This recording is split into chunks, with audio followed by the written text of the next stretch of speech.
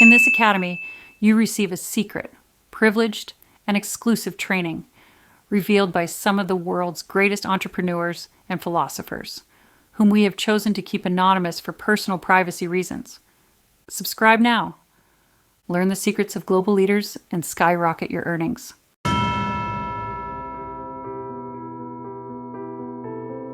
Sometimes your mind feels like a place you no longer control.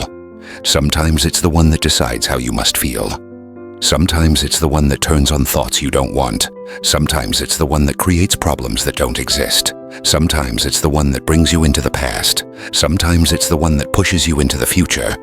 Sometimes it's the one that puts fears on you that you didn't choose. And the more you try to stop it, the more it runs. The more you try to block it, the more it rebels. The more you try to control it, the more lost you feel. And it feels like you have no power. It feels like you're a victim of your thoughts. It feels like you're dragged by what you feel. And you ask yourself why your mind doesn't listen to you, why it doesn't turn off, why it doesn't slow down, why it doesn't cooperate, why it doesn't leave you in peace. But the truth is this: your mind is not your enemy. Your mind is just badly trained. It has been fed by years of fears, by years of stress, by years of judgments, by years of negative thoughts, by years of stories that are no longer yours, by years of emotions you never processed, by years of wounds you buried. And when your mind is full, it makes noise, it makes chaos, it makes confusion, it rebels. Not because it is wrong, but because it is asking you for order. It is asking you for cleaning. It is asking you for presence. It is asking you for attention. It is asking you for healing. Yes, healing.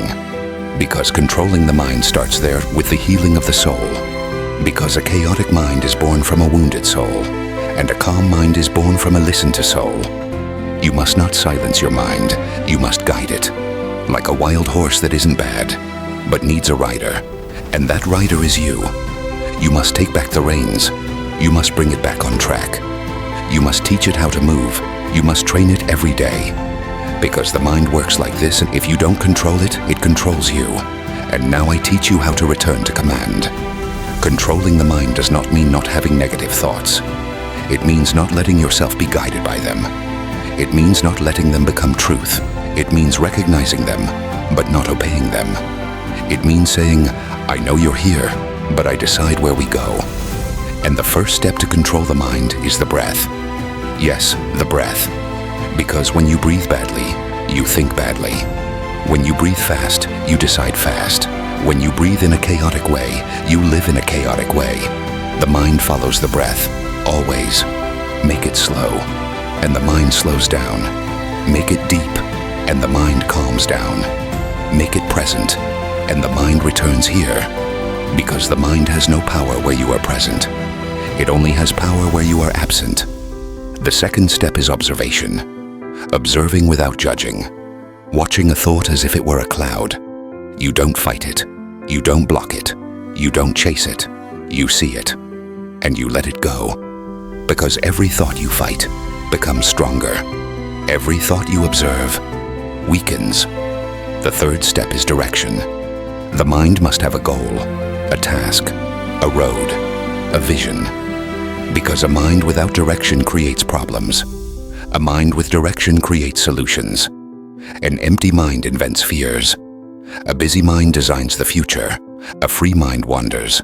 A focused mind builds. So ask yourself, where do I want to take my mind today?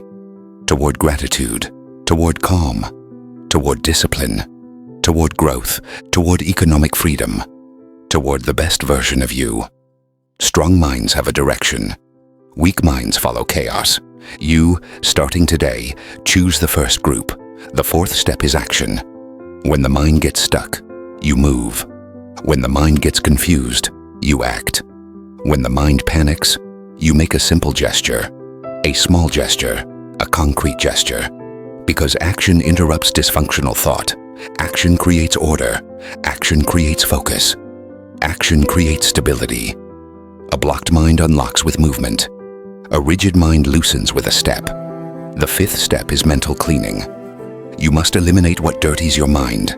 Negative people, destructive words, useless stress, conflicts that don't belong to you, Memories that hurt you, believing them is not healing.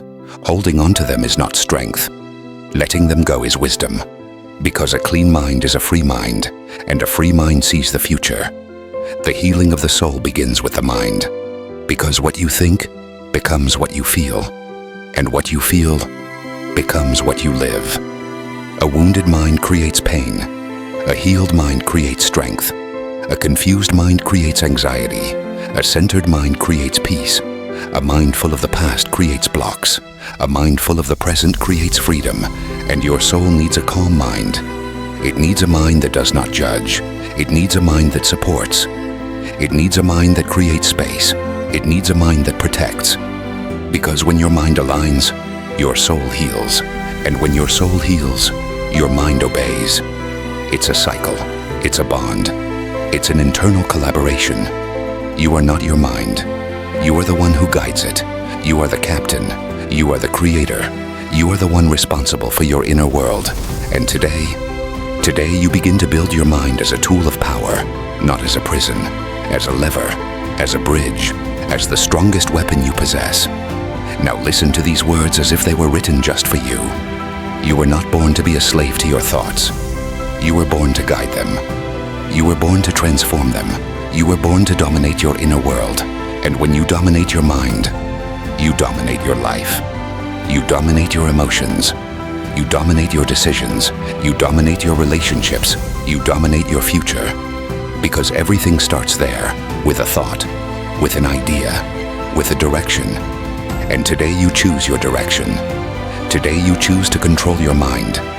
Today you choose not to be a victim of your thoughts anymore. Today you choose to become the creator of your reality. Because a disciplined mind builds a powerful destiny. A free mind builds a great life. A strong mind builds economic freedom. A clear mind finds solutions everywhere. And your mind, from this moment on, is no longer your obstacle. It is your ally. It is your shield. It is your engine. It is your weapon. And you become its commander. From today on, nothing stops you. Nothing breaks you. Nothing confuses you.